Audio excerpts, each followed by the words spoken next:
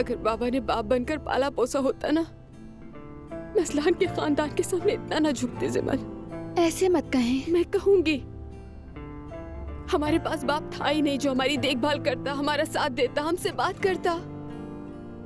और हालात तो देखो, मैं तलाक याफ्ता हूँ, मेरा बाप असलान क्या काम करता है, कितनी शर्मिंदगी है। जानती हूँ बहुत बुरा लगता है।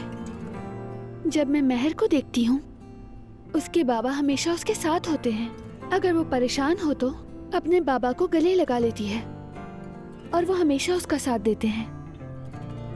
देखो ना, वो उनकी शिकायत करती है, लेकिन अंदाजा नहीं कि बाप के बगैर जिंदगी क्या होती है। ऐसा नहीं है कि हमारे पास बाप नहीं है, मतलब बाप है लेकिन ना होने के बराबर। देखो ना, वो भी खुश नहीं है।